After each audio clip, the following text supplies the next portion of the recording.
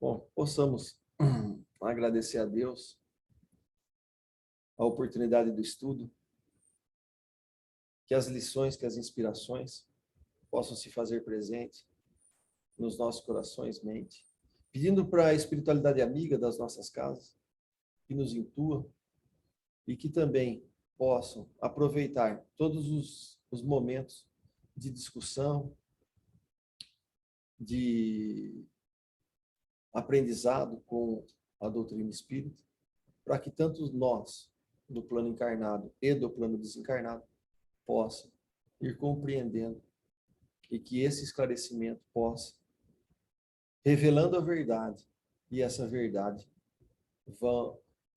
vamos, cada um de nós, nos libertando de nós mesmos, das nossas amálgamas, das nossas algemas, né, de medo, de receio, de angústia, de temores de toda sorte. Que as nossas melhores vibrações atinjam a todos aqueles que estão, nesse momento, passando por dificuldades.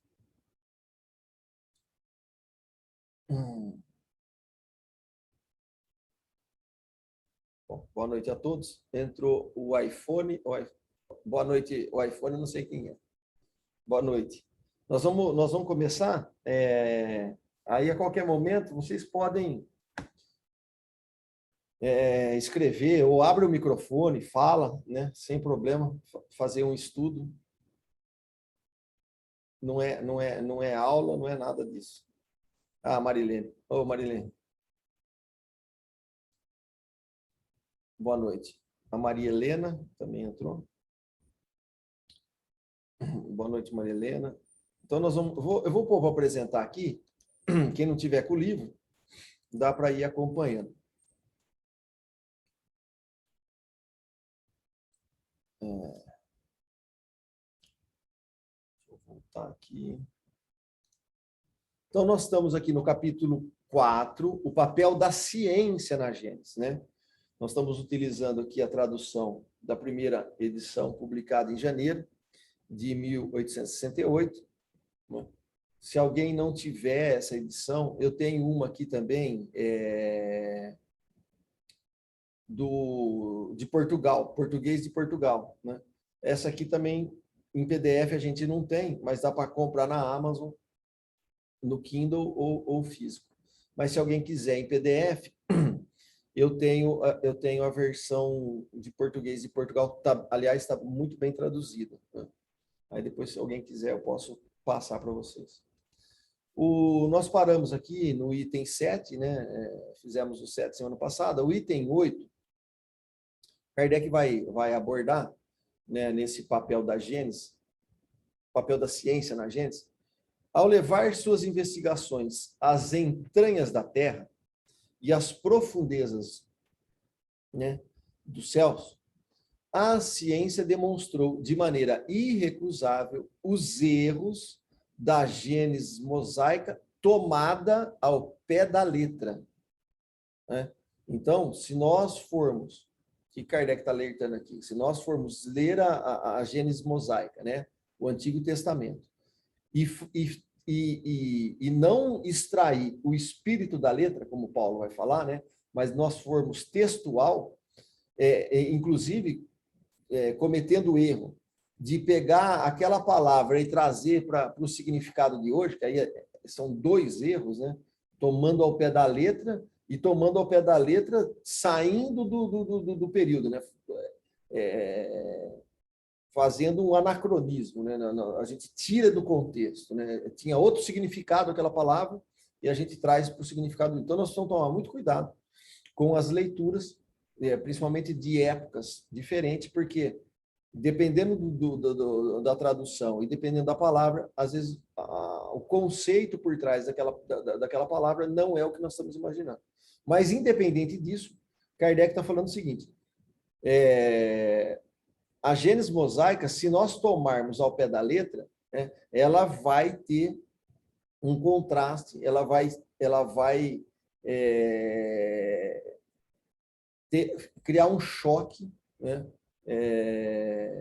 que não dá para dialogar com a ciência que vem evoluindo, né?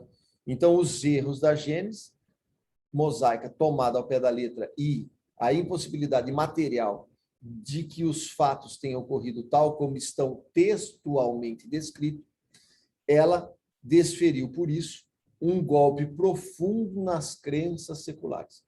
Então, se tem a visão da Gênesis mosaica tomada ao pé da letra, né, vai ter um embate nessa fé ortodoxa, que vai se revelando, e vai criando cada vez mais distanciamentos de conceitos, né? Então, essa fé ortodoxa se revelou acreditando ver destruída sua pedra fundamental, mas que deveria ter razão, né? A ciência caminhando prudente e progressivamente sobre o terreno sólido dos números e da observação, sem nada afirmar, antes de ter a prova nas mãos, ou uma narrativa escrita numa época em que não existiam os meios de observação, quem deve triunfar? Aquele que diz que 2 mais 2 são 5 e se recusa a verificar os resultados. O que diz 2 mais 2 são 4 e prova a sua afirmação. Então, o Kardec está falando assim, olha, nós temos a evolução intelectual, junto com a evolução intelectual, nós temos o avanço da ciência, e o avanço da ciência vem demonstrando que aquelas interpretações da Gênesis mosaica, tomada ao pé da letra, né, isso está gerando um conflito muito grande. E isso, né, querer provar que 2 mais 2 é 5, que Kardec está falando, querer sentar em cima dessa interpretação ortodoxa, né, deslocando da veracidade que a ciência está trazendo, é uma coisa que cada vez mais... boa noite, Alvin. Cada vez mais a ciência vai ficando afastada da religião, né, por conta, não da ciência, mas por conta da ortodoxia, né, ou das interpretações textualmente descrita na letra. Então, se você mata a interpretação e todas as possibilidades de, numa época que você não tinha ferramental, você não tinha instrumental para observação, você tinha o corpo e uma intuição, e trabalharia ali com alegorias. Então, Kardec está começando a trazer esse cenário para nós. E nós, se nós formos também hoje, né, analisando o que aconteceu com a ciência, por que esse movimento também da ciência e a ortodoxia na interpretação ao pé da letra, que a religião, né, em si acabou defendendo assiduamente, criou muitos paradigmas, né? Criou muita complicação. Mas hoje nós temos mais elementos de observação, nós temos mais conceitos sendo descobertos, né? Mais leis sendo reveladas através da ciência. E aí, quando a gente vai voltando aos textos primários, talvez nós vamos ter uma outra visão e nós vamos ver lá que as formas alegóricas podem ter uma linha de raciocínio se nós soubermos ler, né? Isso Kardec vai abordar. Mas eu vou fazer um parênteses aqui, que eu acho que é válido, né? Falar um pouquinho da ciência, aproveitando que recentemente, há 2 semanas atrás, eu fiz um módulo numa pós-graduação de saúde e espiritualidade na Universidade de Caxias do Sul. E eu peguei, foram 3 períodos naquele fim de semana, eu peguei algumas informações passadas pela doutora Samira lá, que quem ministrou esse módulo, e eu queria dividir com vocês, que eu acho importante, como a ciência pode nos ajudar, né, a fazer o caminho de volta. né? Principalmente para que a religião agora possa perder o medo, né, de se abrir para a ciência. Uns dados aqui, né, a fonte aqui do CDC, do governo, /PCD aqui, tem o link, né, aqui, para pesquisar. São condições médicas subjacentes e de doenças graves entre 540.667 adultos hospitalizados com Covid de março de 2020 a março de 2021, tá? Isso aqui foi publicado em 1º de julho de 2021, a pesquisa original aqui, volume 18. O que eles identificaram, né, nessas doenças? Eles levantaram mais de 800 hospitais nos Estados Unidos, né, com pacientes hospitalizados com 18 anos ou mais, e esse período de março de 2020 a março de 2021, entre 4.899.447 adultos internados, né? 540.667 eram pacientes de Covid, né? Então, 540.000 pessoas, essa amostragem de 540.667 pessoas. Qual que é o resultado dessa pesquisa? Os fatores de riscos mais fortes para a morte foram, primeiro, obesidade, né? A comorbidade, o que vem através dessa, 95%.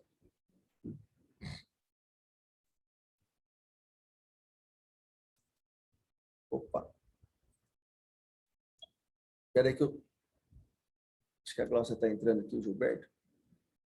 Deixa eu acertar aqui minha tela, que eu estou sozinho. Boa noite, Glaucia. Então, nós estávamos falando aqui, Glaucia, nós estamos no item 8, né, da Gênese. Kardec está falando da ciência e da Gênese mosaica, tomada ao pé da letra. E nós estamos aproveitando aqui, passando uma informação de uma pós-graduação que foi ministrada 2 semanas atrás, né? Então, numa amostragem aqui do link aqui depois do CDC, né, do governo, onde teve uma pesquisa em 800 hospitais nos Estados Unidos, com pacientes de Covid acima de 18 anos, 1 ano de pesquisa, foram 4.899.447 adultos internados e 540.667 que eram pacientes Covid. O resultado dessa pesquisa, para resumir, não vou abrir muito, né, porque tem mais coisa ali para falar. Primeira causa das mortes, né? Obesidade, 95%. Segunda causa, né, de efeitos fortes para a morte, o transtorno relacionado à ansiedade e ao medo, 95%.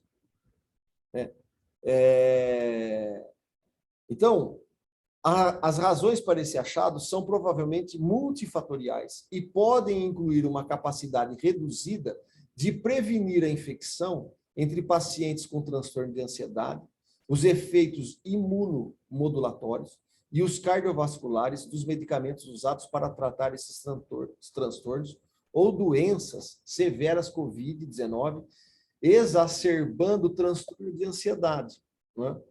Então, por que eu estou trazendo isso aqui? Eu acho que tem tudo a ver com o tema, que é o afastamento, né? O que nós estamos estudando? O papel da ciência na Gênese, né? E Kardec está fazendo uma introdução, nesse item 8, de como que isso está se dando, né? Ou se deu nesse período, né? O afastamento da ciência com a parte religiosa, que nem sempre foi assim, né?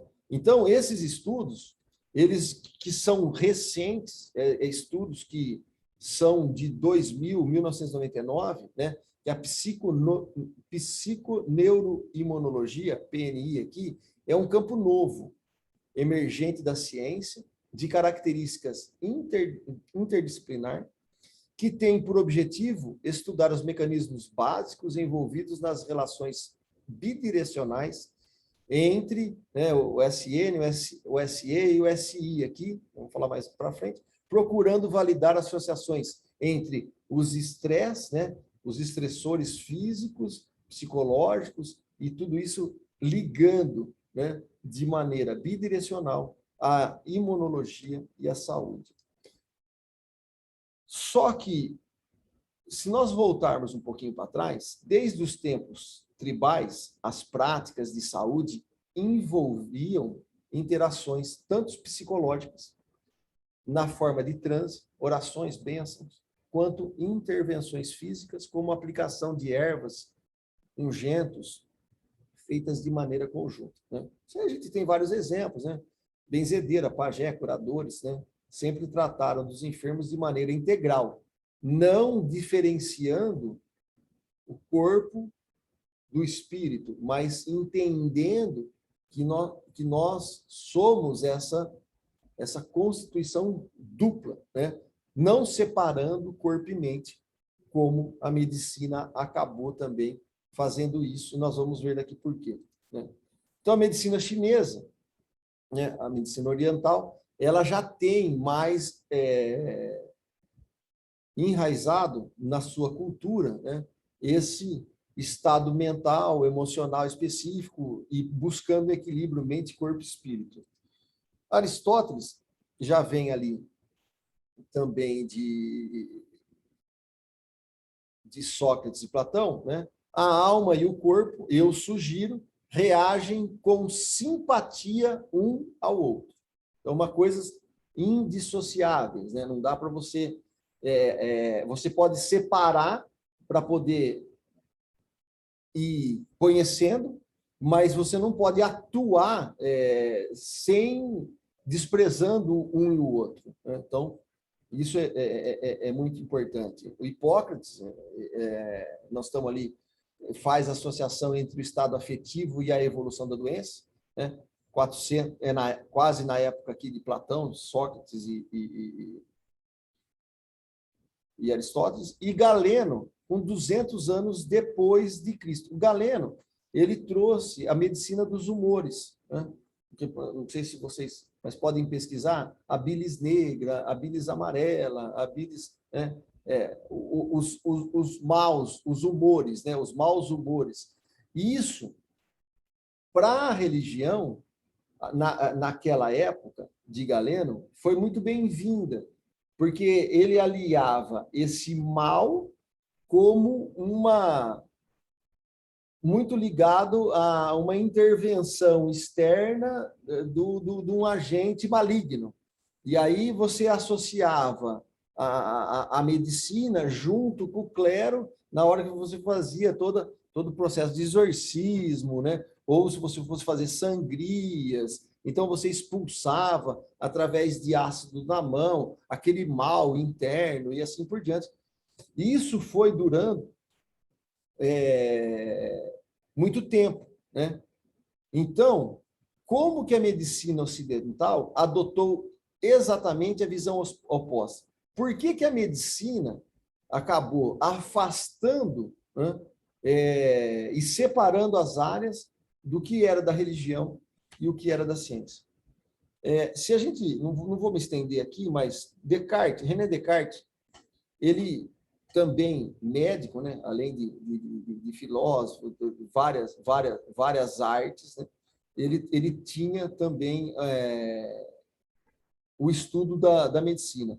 E o que ele fez um acordo, né, nessa época aqui, o René Descartes, ele fez 1600 e pouquinho ali, ele fez um acordo com o clero, vamos dizer assim. Estava tendo um embate, eles precisavam estudar o corpo e a religião, por assim dizer, não deixava, porque o que era estudado dentro, né, da escola religiosa. Então, o que ele fez? Ele falou assim, olha, vamos separar.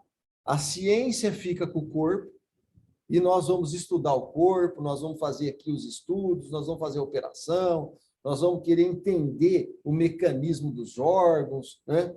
E vocês ficam com a alma.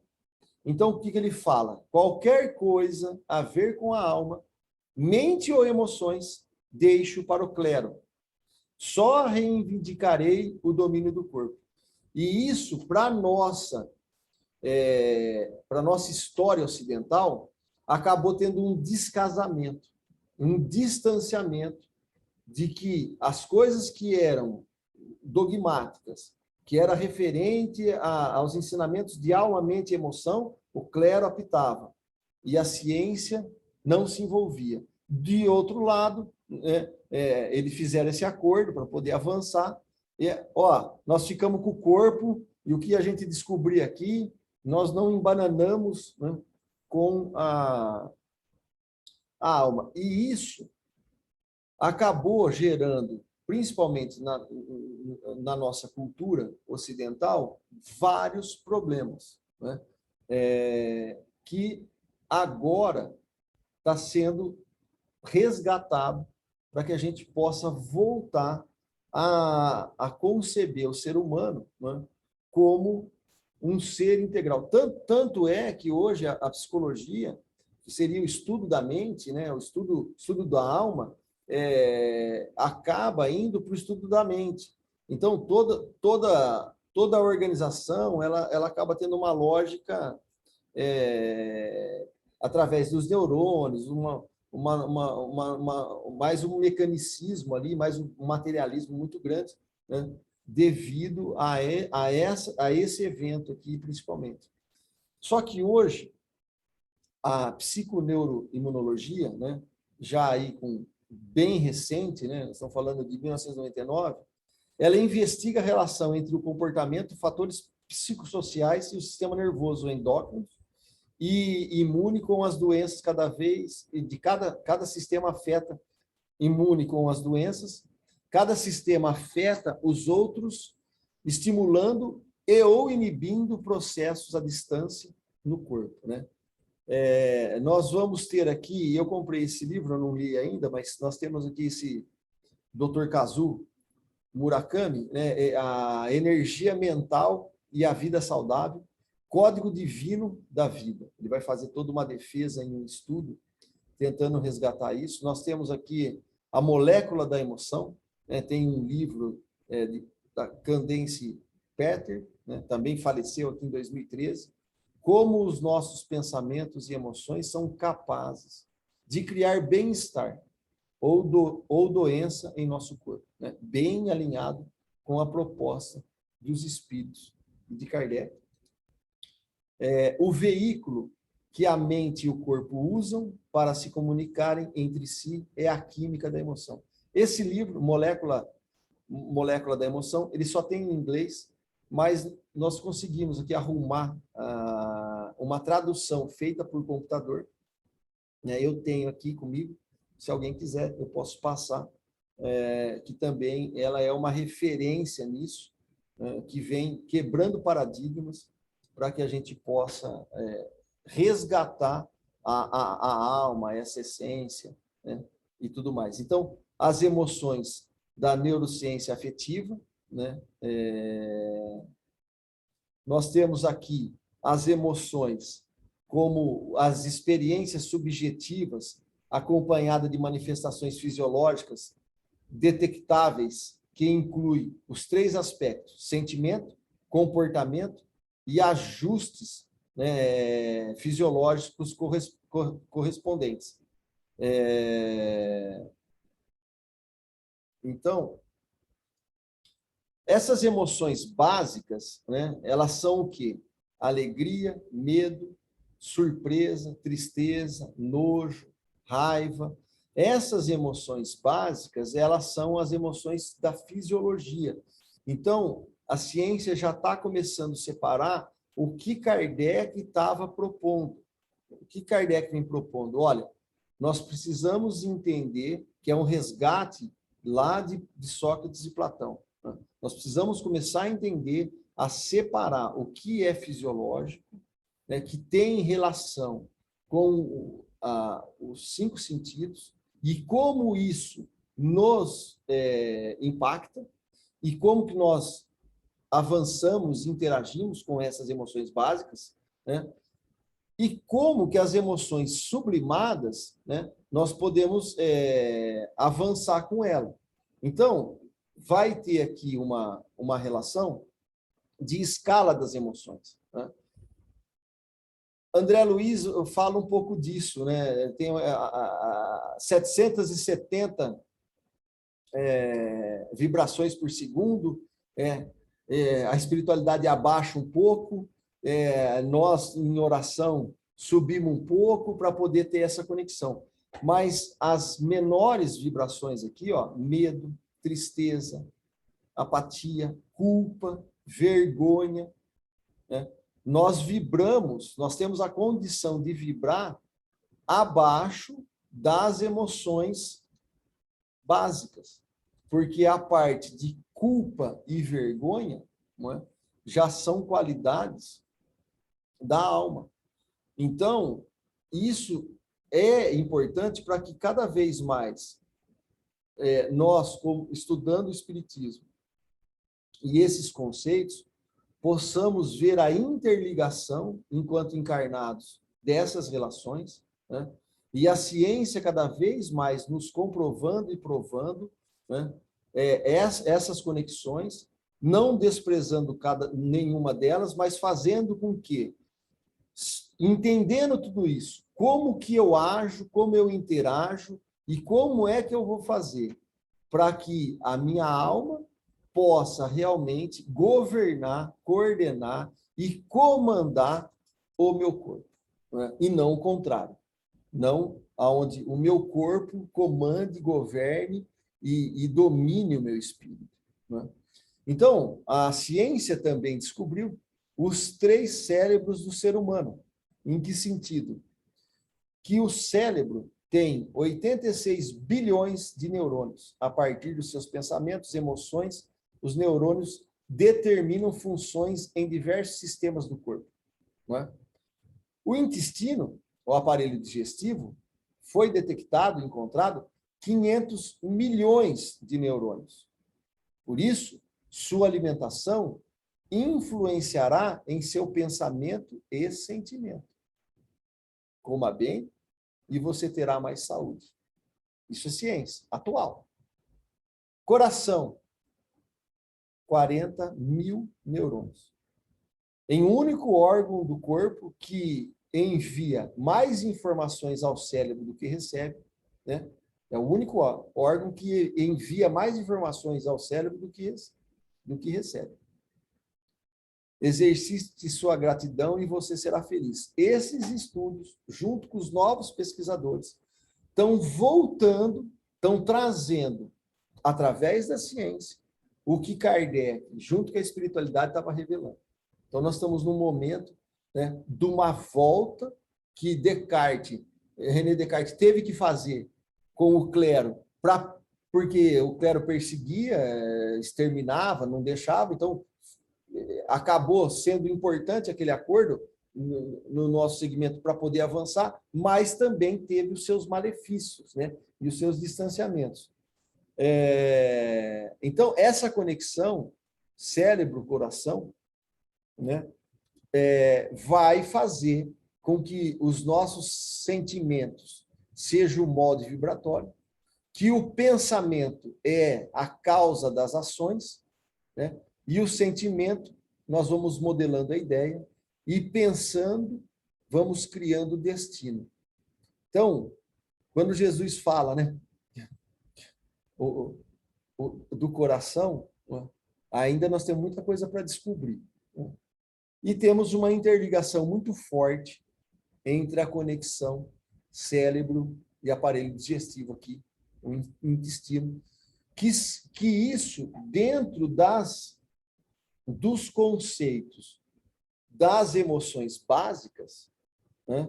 Porque quando eu vou comer, eu vou, por impulso de uma necessidade, de um incômodo, do mal físico, lembra? Nós estudamos lá, Kardec traz isso, o mal físico e o mal moral. E ele vai falando, ele já vai começando a separar qual que é essa necessidade. Então, quando eu vou fazendo isso, e ele vai falar o seguinte, que todos os males é o abuso das nossas necessidades. Que no corpo é regulado pelos nossos órgãos e na parte da alma é regulamentado pelo alerta do senso moral que está gravado na nossa consciência. Então, conforme nós avançamos, nós vamos avançando na matéria enquanto encarnados e vamos avançando enquanto almas aqui encarnados, né? Ou desencarnados, também não para, né, o avanço, nós vamos tendo essa relação.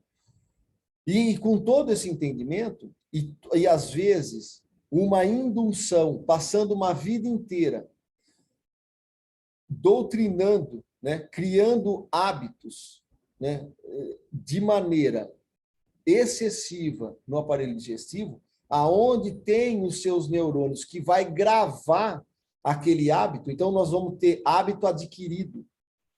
Nós temos os hábitos que nós podemos mudar. Porque como nós temos as células de neurônio que vai gravar isso, então, tanto, né, a mente, quanto o coração e quanto o aparelho digestivo, se nós soubermos utilizar, a ciência já está chegando aqui, ó, nós podemos corrigir. Nós podemos decodificar, nós podemos dar um reset e começar uma nova vida. Deixar o velho homem e começar um novo homem. Para isso, eu preciso reformular, eu preciso criar novos hábitos, né, para que eu bem viva na fisiologia. E eu preciso criar conexões das qualidades da alma também, modificando os meus conceitos, para que eu também ressignifique e eu comece a conectar com algo mais sublimado. Então, a cada vez mais agora a ciência, junto com esse estudo aqui do papel da gênese, né, que a ciência está trazendo no papel da gênese, para que essa ressignificação que Kardec está falando, né, ou tentando nos passar, através dos ensinos da espiritualidade, realmente, olha, esse é o caminho para a união. Por isso que o espiritismo é ciência, filosofia e desenvolvimento moral. Né? E não uma religião como uma coisa de dogma, de hierarquia, de casta, de um outro, que só atrapalharia, né, esses conceitos. Então, o que o Kardec vem falando? Que olha, não desassocie. Né? E tem um livrinho aqui, eu comprei aqui, comecei a ler, mas estou muito no começo, né? Você é o Placebo, do Dr. Joe Dispenza, né? Só a introdução do livro ali e mais uns comentários de vários médicos que tem ali, tem muito a ver. Eu estou trazendo alguma coisa que não é do espiritismo, mas para a gente ver a importância e o desenvolvimento da ciência aqui, voltando e validando os conceitos de Kardec, né? Ele vai falar aqui do câncer de esôfago, né, metastático. Não se esquece do caso, né? Pensei que ele estivesse com câncer e ele também pensou. Todos tinham certeza do diagnóstico, mas será que eu tirei suas esperanças? Porque dependendo como o médico vai abordar o paciente, ele pode matar, né, toda a esperança, toda o ânimo, né, daquele ser humano. E aí ele já derruba logo de cara, já às vezes numa primeira consulta. Então, o que Kardec está trazendo? E por que eu fiz esse parênteses aqui? Então, alguém dirá, se a Bíblia é uma revelação divina, Deus se enganou? E se não é, deixa de ter autoridade e a religião desmorona por falta de base? De duas uma, nos diz Kardec. Ou a ciência tem razão ou não tem. Se tem, não poderá fazer com que uma opinião contrária seja verdadeira, pois não existe revelação que possa prevalecer sobre a autoridade dos fatos. Lembrando que revelação aqui, que nós estudamos também no início desta obra, revelação para Kardec, são os fatos trazidos pela espiritualidade, por vários espíritos, de várias localidades diferentes, por vários médios diferentes, aonde tem uma unidade de princípio.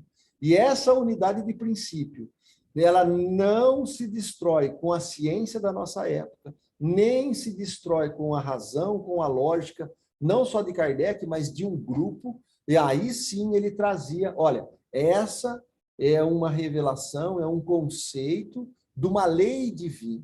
Chegamos até aqui. Então, revelação aqui é o que é um fato, que é uma lei divina. Então, o que ele vai falar? Incontestavelmente, Deus é todo verdade.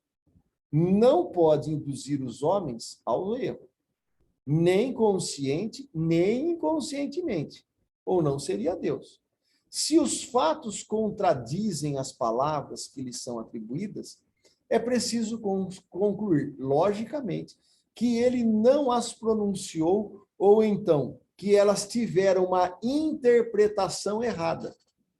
Então, o que Kardec está apontando para nós? Ó, se nós formos ler o Antigo Testamento, ou aquela simbologia, que é uma alegoria, para partir do homem, para sondar os atributos ou as leis divinas, que eles não teriam ferramentais precisos, eles estão falando de forma alegórica. Ou nós estamos interpretando errado, né? Ou a coisa está equivocada. Então, o Kardec está falando assim, olha, vamos estudar, a religião não precisa ter medo da ciência, o que precisa ter, que é o que ele vai estar abordando aqui, né? É que a religião, às vezes, ela se antecipou muito, ela foi muito precoce. Né? Então, ele vai falar assim, ó, se com essas tradições a religião sofre algum prejuízo, a culpa não é da ciência, que não deixa de ser o que é, mas dos homens, por ter estabelecido prematuramente dogmas absolutos, dos quais fizeram uma questão de vida ou morte, a partir de hipóteses susceptíveis de serem desmentidas pela experiência. Então, nós vamos chegar num caminho em que vamos ter que ter humildade para reconhecer as interpretações equivocadas, queremos tirar verdades incontestes, então fazer uma autoanálise e seguir de mão dadas com a ciência, também sem desprezar a parte moral, a parte da alma, a parte divina, porque isso não tem razão de ser. Embora aqui no Ocidente isso aconteceu, né, como a gente está tentando trazer brevemente. Então, as coisas às quais é preciso se resignar, queiramos ou não, cujo fim teremos de aceitar, quando não as pudermos evitar. Uma vez que o mundo avança sem que a vontade de alguns possam detê-lo, o mais sensato é que o acompanhemos e nos adaptemos à nova situação, em vez de nos agarrarmos ao passado que desmorona e corremos o risco de cairmos com ele. Né? Porque se nós ficarmos do fundamentalismo, né, haja fazer uma varredura no mundo hoje, né? Se nós vamos defender um fundamentalismo dogmático que não se sustenta nem com a lógica, nem com a razão, nem com a ciência, quer dizer, a coisa vai desmoronar e nós estamos agarrando nisso. E qual que é o problema de tudo isso? Né? Nós não vamos avançar por causa disso? Nós vamos avançar. Só que a gente pode dificultar a nossa caminhada. Né? Ela pode ter mais pedra do que precisava. E não é porque Deus pôs a pedra na minha frente. Nós mesmos é que estamos criando, né, os males, nós estamos criando as dificuldades, nós estamos criando todo o fanatismo, nós estamos criando todos os conceitos imaginativos que vamos construir no plano espiritual de forma equivocada num primeiro momento. Então, nós vamos criar um monte de cenário no plano espiritual sem necessidade nenhuma. Aliás, não tem finalidade nenhuma, não serve para nada, mas, né, vamos criando monstrinhos. Alguém quer falar alguma coisa aí? ajudar aí, Elvia, Gilberto, quem está aí, Crispim, Avase, né? Elaine, Klaus. Estamos ouvindo. Não, fala aí. Vamos. Não, tá bom, eu gostei muito daquelas referências que você trouxe dos livros, achei muito legal. E é importante, né, Elvia, eu fiz esse paralelo porque, só para adiantar um pouco, por que nós estamos trazendo isso e por que Kardec ele é muito lúcido na montagem da estrutura do conhecimento. Ele vem trazendo as caracteres da doutrina espírita, ele vem trazendo as características da divindade, ele vai colocar no capítulo 3 o bem e o mal, e agora ele vai começar assim, olha, e a ciência e a religião? Por que aconteceu tanta coisa? Por que tanta briga? Então, ele está nos trazendo base para que a gente ressignifique muita coisa, e o Espiritismo, ele vai colocar um elemento que estava sendo desprezado, além dessa união. Ele vai trazer um Deus completamente diferente do que foi apresentado até agora. Não é? E vai colocar que a condição de criação nossa, de início, né, simples e ignorante, a condição do livre-arbítrio que não veio pronta, né, que nós estamos construindo, a inteligência, que não é dada assim, né? Olha, saímos do reino animal, entramos no reino hominal e ganhamos a razão e já somos responsáveis pelo ato. Kardec se preocupou com isso. Lá na Revista Espírita, de 68, ele vai fazer uma abordagem disso aí, né? 64, desculpa, na Revista Espírita 64, ele vai fazer uma abordagem, a espiritualidade ele vai questionar isso, e a espiritualidade vai falar o seguinte, olha, foram criados simples e ignorantes, né? E vem avançando. Quando passa para o reino animal, não é nem na primeira vida, nem na segunda vida, nem na 10ª vida, que o homem ganha o livre-arbítrio e o senso moral desenvolvido, mas isso é uma conquista de cada um pela evolução da inteligência. E não é senão, talvez, eles falam, se assim pudermos nos expressar, na 1000ª encarnação, que o homem vai ter desenvolvido a inteligência suficientemente para ter a escolha do senso moral, e só a partir daí, com o desenvolvimento do senso moral, que não é de um dia para a noite, ele está dando um número simbólico, né? 1000 encarnações. 1000 encarnações é muita coisa. Que aí nós vamos começar a ter responsabilidade pelos atos. Então, aquele ser humano que estava lá com 1 vida, 2 vidas, 3 vidas, ele está sendo guiado 100% pelo instinto. E isso é relevante, porque nós vamos condicionando e vamos aprendendo com esses neurônios, né? Porque nós estamos regulamentando instintivamente, mas em qualidade e atributos da alma, o animal ele é muito limitado. A inteligência é rudimentar, né? Ele não tem um pensamento contínuo. Quando que nós vamos começar a ter o pensamento contínuo? Só no ser humano. Então, se nós, agora que nós estamos aqui, nesse estágio, né, ainda longe da angelitude, não entendermos isso, e nós abusarmos cada vez mais da matéria, e da possibilidade de condicionamento e de criação de hábitos, nós vamos criar cada vez mais males para nós, porque todo mal, como diz Kardec, é o abuso de todas as emoções. E aqui nós estamos falando de emoções primárias, para depois, que é o que o Espiritismo vem trazer como uma revelação, que é as qualidades da alma. Olha, essas qualidades da alma, elas interagem, elas se relacionam daqui para lá e de lá para cá, que nós estamos encarnados, e é que a ciência está trazendo agora, né? Nesses estudos novos. Então, tudo isso vem fechando, e nós não podemos fazer um estudo separado. Nós podemos até separar para entender, mas nós não podemos tratar uma pessoa desprezando o corpo, ou desprezando a alma, desprezando as emoções básicas, desprezando as emoções sublimadas, né? Que aí seriam as qualidades da alma, processo imaginativo, razão, né? Livre-arbítrio e assim por diante.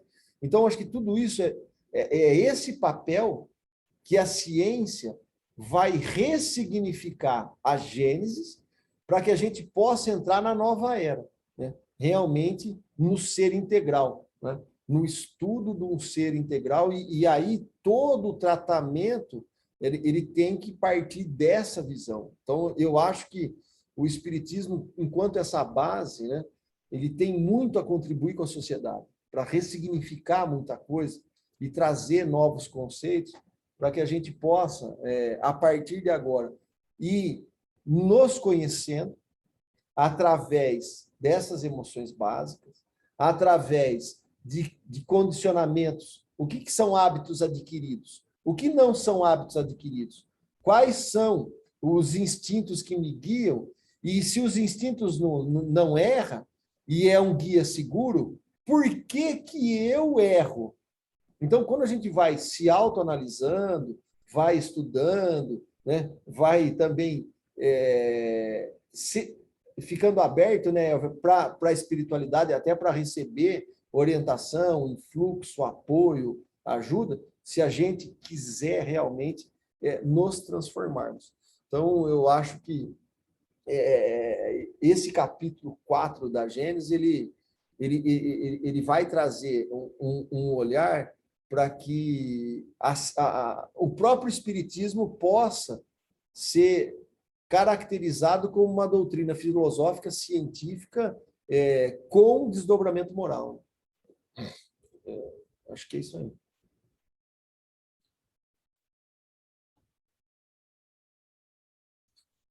Marilene, Maria Helena, alguém quer comentar alguma coisa?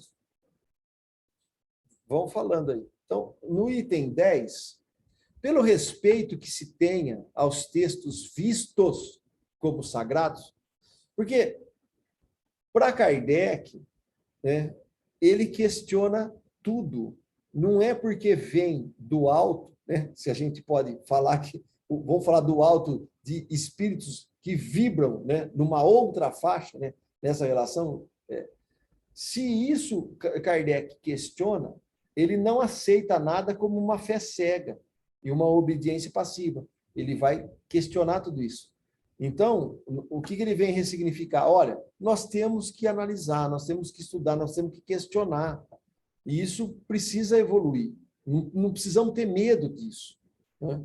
E não precisamos criar mais mal por causa disso. Porque aí eu crio um monte de cenário para dificultar a ciência, dificultar o avanço, dificultar o descobrimento em prol da defesa de uma visão de um texto sagrado dogmático. E aí eu mato toda uma possibilidade de desenvolvimento. Então, é isso, ó. Pelo respeito que se tem aos textos vistos como sagrado, deveríamos impor silêncio à ciência? Ele está fazendo uma pergunta para que a gente possa refletir.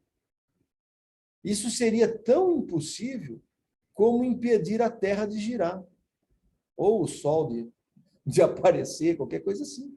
As religiões, sejam quais forem, jamais ganharam alguma coisa sustentando erros evidentes. Isso é importante. A religião não ganhou nada com o fanatismo, com os dogmas, com o embrutecimento, segurando o avanço. Nada se ganhou com isso. Nada. Né? Então, isso eu acho que essa reflexão de Kardec é muito lúcida, né? Ela jamais, em nenhum momento, ela ganhou qualquer coisa com isso aí, sustentando esses erros, vivendo a mentira. A ciência tem como missão inerente descobrir as leis da natureza. Esse é o papel da ciência, da boa ciência, né? A ciência desprendida também de dinheiro, que aí cai para um outro lado, né? A ciência quer virar a religião do futuro, e aí cria dogmas, e aí você tem uma inversão de papel, né? Mas é um equívoco também. Mas a ciência tem essa missão, né, inerente de descobrir as leis da natureza. Se a ciência falha, ela não é por culpa da ciência, ela é por culpa do ser humano, que às vezes faz mau uso das ferramentas e da tecnologia. Como essas leis são obras de Deus, não podem ser contrárias às religiões, que se baseiam na verdade. A ciência cumpre sua missão naturalmente e como consequência do desenvolvimento da inteligência humana, que também é uma obra divina. E só avança com a permissão de Deus, em virtude das leis progressivas que Deus estabeleceu. Então, nós somos criados simples e ignorantes. Nós vamos até 1000 vidas para poder começar a desenvolver o senso moral. O senso moral só se desenvolve com a inteligência. Então, eu preciso desenvolver a inteligência, que aí eu preciso do recurso da fisiologia do corpo para me impulsionar a buscar, a despertar, para eu sair dessa inércia, eu não me acomodar, e aí com isso eu vou buscando neutralizar as dificuldades que me afligem, eu vou desenvolvendo inteligência, e quando eu vou desenvolvendo inteligência e vou agindo no mundo, eu posso fazer mal para o Ravazzi, para a Elaine, para a Glaucia, para o Gilberto. Se eu estou fazendo isso conscientemente, eu estou começando a abusar dos meus poderes, da minha força que eu tenho, né? Dos meus conhecimentos. Aí eu crio o mal. Então, nós precisamos trabalhar com... Aí é o senso moral que, embora sendo desenvolvido, eu começo a perverter ele. Eu começo a descaracterizar a sua natureza. Porque a natureza do senso moral e da nossa inclinação seria para pensar no meu bem e no bem de todos, né? E aí, a hora que eu excluo todos e penso só em mim, esse é o mal, né? Que é a ganância, o egoísmo, o orgulho. Então, eu não posso desvirtuar isso. Então, lançar condenações ao progresso, como contrário à religião, é ir contra a vontade de Deus. Então, não existe, na evolução que Kardec está trazendo, a espiritualidade está trazendo, olha, existe uma mútua ajuda. O processo do Cristo, o processo da espiritualidade é de colaboração, né? É um processo de evolução, é um processo de auxílio mútuo, né? Então, não tem briga de um contra o outro. As coisas, elas têm que caminhar junto. Se tem briga, é porque nós estamos sendo radicais, né? Nós é que estamos criando, de novo, uma barreira, nós estamos separando, e quando eu separo, eu não ponho o pertencimento do próximo, eu crio o mal, né? Isso é uma forma de maldade, né? Então, eu não posso lançar... Aí eu faço o contrário, eu lanço condenação ao progresso, porque eu tenho fundamentos religiosos, né? Ou vice-versa. Não, olha, eu sou um cientista desprendido e não quero saber de... Eu mato Deus, mato a alma, porque eu não quero investigar, né? Então, essas coisas ainda perambulam por aí. Pior, é um trabalho inútil, porque todas as maldições do mundo não impedirão a ciência de avançar e a verdade de aparecer. Se a religião recusa a avançar com a ciência vai avançar sozinha. Não tem como segurar isso. Somente as religiões estacionárias podem recear as descobertas da ciência, que são fatais às que se distanciam das ideias progressivas, imobilizando-se no absolutismo de suas crenças. Essas religiões, em geral, fazem uma ideia tão mesquinha da divindade, de modo que não compreende que se ajustar conforme as leis da natureza, revelada pela ciência, é glorificar Deus em suas obras. Mas, em sua cegueira, preferem render homenagem ao espírito do mal, uma religião que não esteja, de alguma forma, em contradição com as leis da natureza, não teria nada a temer do progresso e seria vulnerável, né? Então, a religação com Deus, né, e a proposta do Espiritismo era dar subsídio para que as religiões possam ressignificar conceitos, perder o medo e todo mundo pudesse participar de um processo colaborativo, como está no final do capítulo 3 do Bem e o Mal. Até aqui o homem está brigando contra os semelhantes. Nós temos que brigar, a partir de agora, pelas dificuldades. Então, há que se fazer um esforço de ter a união da ciência, das religiões, né, das tradições, e do desenvolvimento moral alinhado com os conceitos divinos, com as leis naturais, cada vez mais próxima. Então, quando nós vamos fazer isso? Quando realmente nós pararmos de separar o ser humano, né, como coisas, né? Então, a fome mata mais que o Covid, né? Acidente de trânsito. Então, assim, nós temos um monte de problema para resolver que não é resolvido porque nós não estamos dispostos, né, a realmente utilizar os nossos recursos em prol de todo mundo, né? Cada um quer um pedacinho do bolo só para si. E aí eu fico ali preso com aquilo. Alguma ajuda aí? Algum comentário? Alguma ideia na cabeça? Tudo certo? Alguém quer falar alguma coisa?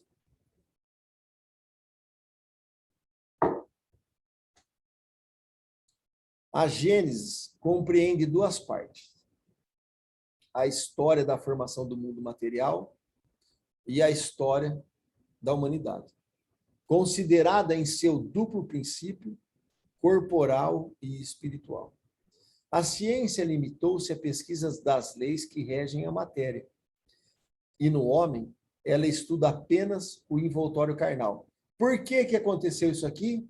Lá com René Descartes, que teve uma separação. E a ciência, a partir daquele momento, ficou exclusivo da matéria. Isso também, né, acabou criando algum problema. Nesse aspecto, chegou a inteirar-se com uma precisão incontestável das principais partes do mecanismo do universo e do organismo humano.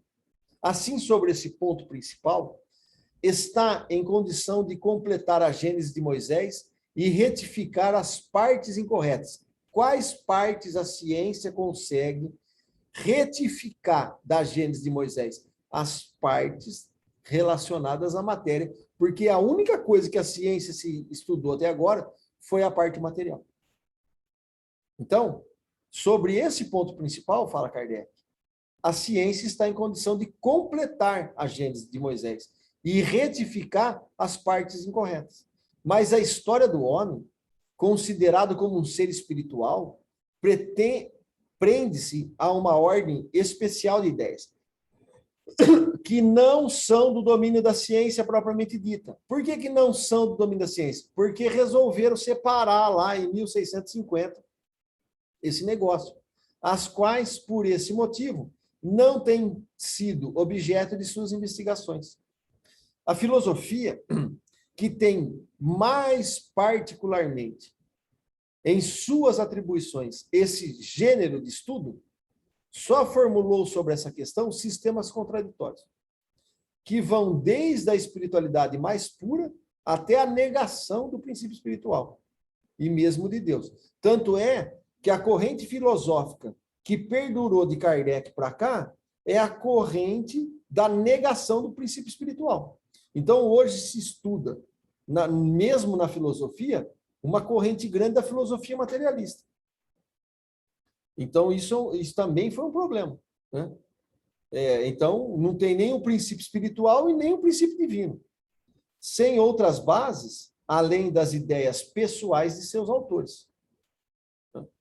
Então, nós vamos poder pegar aí vários filósofos materialistas, né?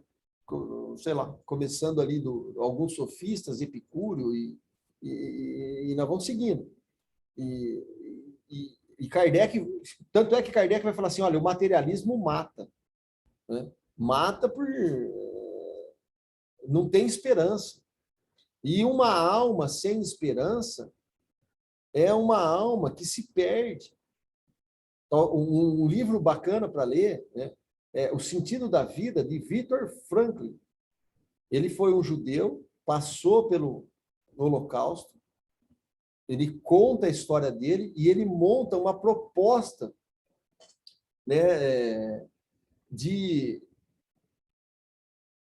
porque ele estava na área da psiquiatria, né? E depois ele vai abrir uma outra corrente, né? Uma outra proposta que não é a freudiana nem a de Jung, ele vai abrir uma, uma, uma outra base analítica, né?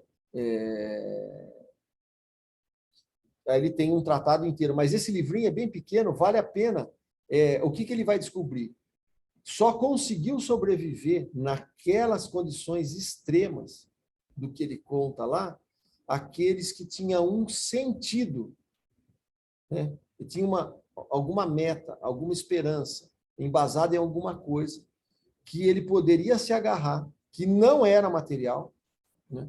Que dava sobre-ânimo e mesmo com aquelas condições lá que comia, sei lá, um pedacinho de pão e uma água com ervilha, uma concha de água com ervilha por dia, num frio que nevava e andava os pés no gelo. Assim, se a gente tirar esses princípios espirituais e tirar essa conexão com o Criador, nós estamos matando o quê? Toda a nossa parte, que é a parte espiritual. Nós vamos viver 100% as emoções básicas. E viver 100% as emoções básicas, no estado que nós nos encontramos, nós não damos conta. Então, as depressões, as ansiedades, os suicídios, né, cada vez se apresentam numa alçada maior por conta do represamento dos valores da alma, né? Então, nós precisamos ressignificar tudo isso, rever valores e viver de uma maneira diferente. Assim deixou o assunto, né, sem conclusão. Por quê? Por falta de suficiente exame. A ciência não estudou os valores da alma e nem os valores de Deus, ela só estudou a matéria, e também a religião ficou parada no tempo, que também não estudou os valores da alma e também não estudou os atributos divinos. Aliás, nos fundamentalismos e nos dogmas, eles matam os atributos da divindade e matam as qualidades da alma. Tanto é que prometem céu físico, né? Fugir de infernos físicos e assim por diante. Então, o Espiritismo vem com essa nova roupagem, com essa nova ressignificação, para que a gente possa ir compreendendo e analisando e nos inserindo com outro posicionamento, com outro olhar, né? E esses ensinamentos, né, para quem aqui, a Glaucia, a Elaine, né, já trabalhou com o que a gente chama, eu não gosto muito desse termo, evangelização infantil, né, porque parece que nós estamos evangelizando de uma forma meio dogmática. Doutrinando. Doutrinando, sabe? É uma coisa que me incomoda, sabe? Porque a gente foge das bases de Kardec e às vezes fica muito naqueles conceitos, às vezes ainda do movimento espírita, confuso, né? Trazendo Deus vingativo, um negócio meio misturado. E aí é duro, porque para aquelas crianças que questionam e a gente não tem uma base para explicar, vai pôr enrascado, não vai? Eles vão apertando, não vai?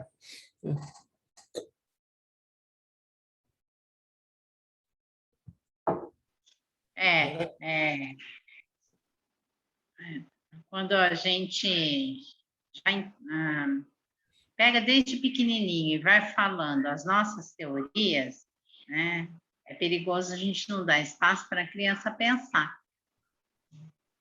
E aí ela cresce já com aquela doutrina, né, fechada, de tudo aquilo que nós falamos para eles. Então, é importante que quando vai fazer, não existe outra palavra, evangelização infantil, né, que nós trabalhamos lá na casa, a gente conduz a criança a pensar, né, a raciocinar, porque senão vai ficar igual nós, né, aprender o que é assim e tem que continuar assim. E é difícil depois você abrir sua cabeça de maneira diferente. Porque a tia falou, né? Porque a tia falou, né? Eu acho interessante essa questão que vocês estão colocando, porque eu tenho um filho pequeno e eu não levo na evangelização, e já falaram para levar, mas eu discordo justamente por isso. Porque eu acho que a pessoa tem que escolher o caminho que ela quer seguir. Quando eu era criança, meus pais me levavam onde? Onde que eles queriam me levar? No catolicismo, né? Porque as famílias são católicas. E eu me lembro que eu não gostava, eu não queria ir, mas eu ia obrigada, porque a criança vai obrigada, né? O pai manda, tem que ir, o pai e a mãe. E quando eu fui crescendo, eu sempre fui muito crítica e muito questionadora. Então, eu não sou uma pessoa assim. Se você falar uma coisa e eu questionar eu vou questionar e criticar, né? Se eu achar que tem alguma coisa ali para. E eu criticava e questionava muito, assim, né? Essas questões do catolicismo, assim, o que é? É um Deus, mas são três, Pai, Filho, Espírito Santo. O que é esse Espírito? Assim, várias questões que eu colocava, assim, que acabava.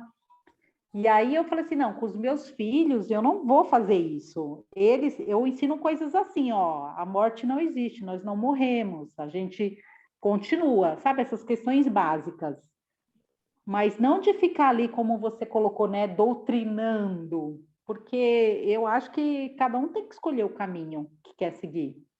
Eu ensino questões assim, né, que existe um Deus, um ser superior que cuida da gente, que nos olha, né, que rege as nossas vidas, que existe que não existe morte, né, é verdadeira, que o corpo que morre, mas que a gente vai ensinar essas questões básicas, mas não essa questão de ficar doutrinando a cabeça da criança, como a gente vê e eu vejo muito também no movimento espírita.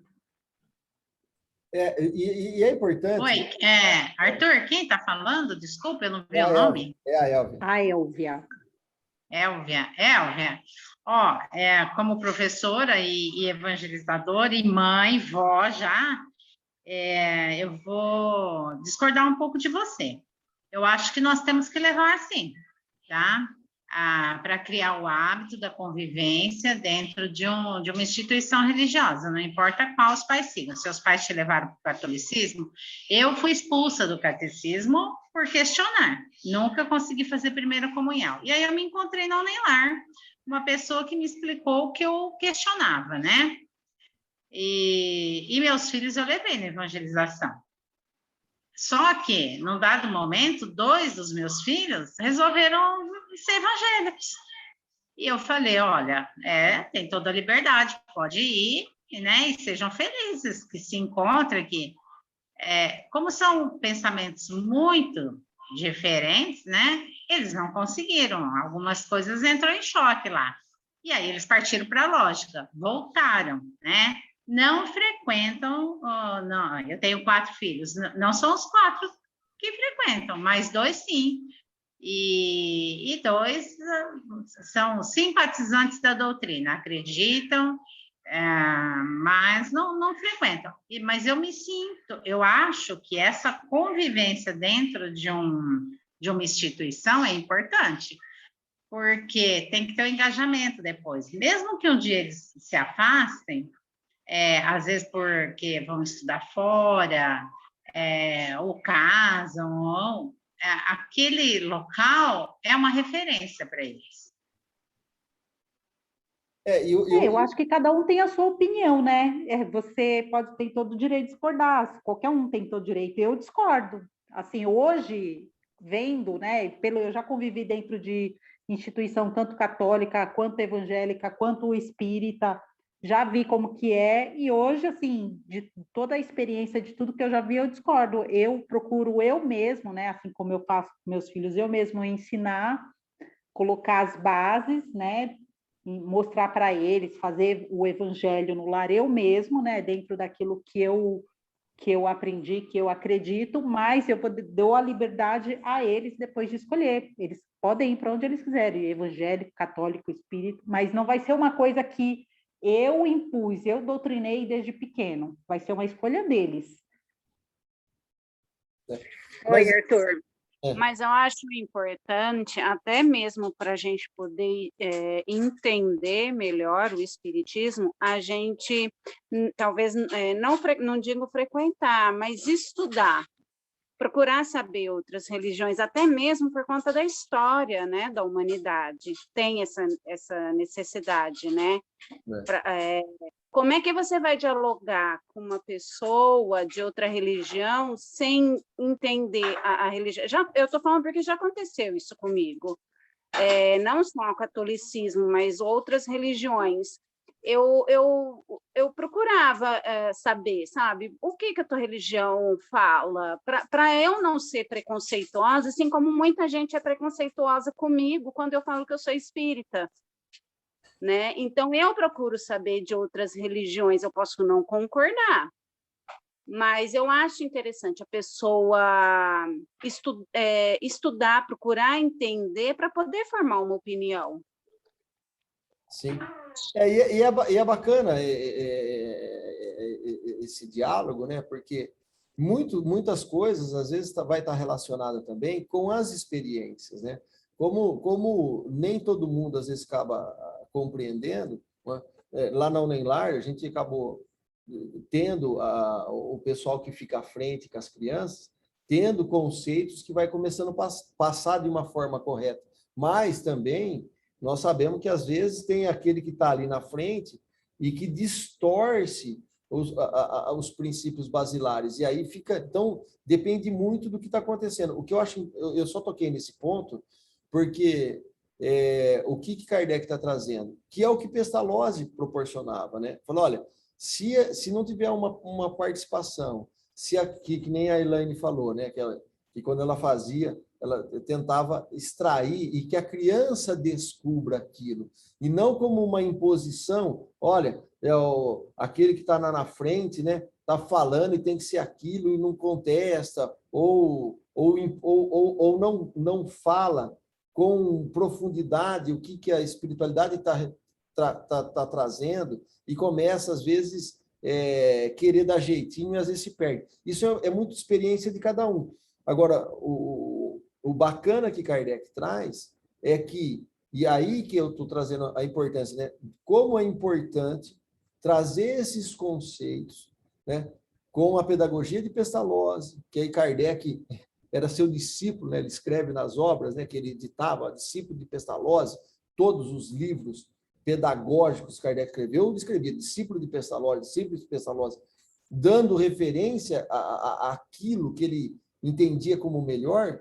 Então, se a gente conseguir fazer a conexão com que o Mesmer trouxe, né? O magnetismo animal, o espiritualismo racional, o espiritismo, trazendo esses conceitos de uma nova educação, que, na verdade, ela é velha, ela é nova porque nós desconhecemos, né, para nós, porque hoje a escola, né, traz a coisa muito na competição, na disputa, muito numa estrutura de moral heterônoma, né, uma coisa tudo doutrinada em dor, ou em prazer, em mimo. Isso tudo Kardec estava combatendo, né? Então, se a gente conseguir conciliar o despertar da criança com esses conceitos, né, ficaria uma coisa que vai voltando aos atributos e às qualidades da alma, com uma verdade que eu acho que é tão natural para a criança, que o Espiritismo poderia fazer um grande impulsionar, né? Mas, às vezes, as casas espíritas, eu estou generalizando, tá? Mas, às vezes, as casas espíritas não conseguem dar sequência nisso, porque alguma coisa ali está faltando, né? E é só reflexão, para que a gente possa pensar, analisar, dar uma olhada no movimento espírita e, às vezes, e o que a gente pode fazer, né, com os nossos filhos, ajudar as casas que a gente frequenta e assim por diante. Mas esse olhar aqui, né, que está trazendo da Gênesis, quer dizer, é uma coisa que, se a gente conseguir realmente fazer essa educação integral que Kardec estava propondo para as nossas crianças nos centros que a gente tem afinidade, eu acho que, né, é um caminho, né? E você vê, nós estamos trazendo aqui ciência de ponta, né? Então, e a criançada, se ela começar a pegar gosto, né, ela não fica. Tem muita gente que odeia matemática porque o professor foi completamente inábil, né? Ele criou uma neurose na cabeça daquele aluno, que o aluno não pode nem ver isso. E assim as outras disciplinas. E o espiritismo não é diferente. Então, está muito relacionada. Eu entendo, às vezes, quando a Elva coloca, que às vezes a experiência ali não foi muito boa, porque você pega ali um radical ali na frente, fala, melhor tirar, deixa que a gente mesmo faz, né? Mas eu acho que era só para assim, levar... a Elaine, ela é uma ótima evangelizadora, que ela falou que ela ensina as crianças a refletirem e questionarem, né? Isso é bacana. Não só a pessoa ficar ali assistindo e absorvendo, isso é legal, mas a maioria não é assim, né? Eu já vi como que é, a maioria, a criança fica ali, aí fica falando, explicando, assim, porque isso é isso, porque aquilo, eu acho que, assim... Você está em São Paulo, né, Elvia? Hoje nós estamos no século XXI, essas crianças que estão chegando, eu fico observando essas crianças que estão chegando, nossa, assim, elas estão muito avançadas, assim, muito... E se você não tiver um jeito, assim, de passar as coisas, né, de explicar, de ensinar de uma forma, assim, dinâmica, legal e apropriada para o tempo que elas estão vivendo, não dá certo. E eu vejo que ainda o ensino, né, o espiritismo é muito avançado, mas as pessoas que ensinam ainda estão meio presas nesse tipo de ensinamento do século passado. Aí eu acho que acaba que não fica apropriado porque a gente é só observar as crianças, né? Assim, que elas têm um questionamento, uma reflexão que até às vezes eu fico, né? Assim, falo assim, nossa, não sei nem o que dizer diante disso, de tão assim. E eu acho que o ensinamento, assim, a gente ainda não, pelo menos aqui no Brasil, né? Eu não vou dizer que são todos, mas a maior parte, a gente ainda não desenvolveu uma forma de educação que esteja apropriada também, de acordo com esse tempo e para essas crianças que estão chegando. Helder, eu concordo com você, que as crianças hoje, até porque é minha profissão, né? Elas estão muito mais evoluídas, elas chegam com uma capacidade de raciocínio muito grande. Mas nós não podemos esquecer que a responsabilidade de conduzir essa educação ainda é nossa, né? Pela essa mente tão aberta, essa inteligência, esse conhecimento que eles trazem, que nós adultos estamos falhando.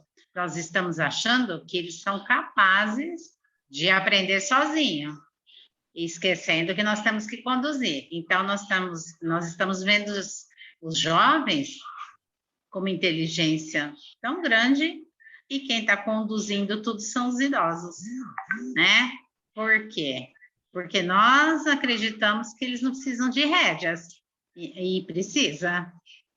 Tá? Então, às vezes, quando nós damos liberdade demais para uma inteligência, uma capacidade, um conhecimento tão grande, eles vão se perder, porque eles não sabem conduzir isso. Então, nós ainda, pais, professores, avós, temos a responsabilidade de conduzir eles, por mais conhecimentos e evolução que eles tenham. Somos nós os responsáveis. Cada vez mais E como o espiritismo é atual, né? Porque todas essas qualidades do domínio da alma, ela está aqui, né? E às vezes a ciência está desprezando tudo isso e talvez, né, Elaine, por isso que você pega em vários países aí muitos suicídios em crianças, né? Porque o controle emocional e das potencialidades da alma acabam tendo um conflito ali, uma divergência e eles acabam não conseguindo controlar isso, né? Isso é muito ruim. Eu não sei se a gente avança aqui, podia parar por aqui. Tem mais, nós estamos aqui na 13, né? Da 13 a 18, a gente faz semana que vem, aí vai finalizar o capítulo 4 aqui, o 13 acho que nós não lemos, né? A gente começa aqui no 13. Aqui. Vou parar, eu vou interromper aqui. Ok? Alguém quer fazer a prece?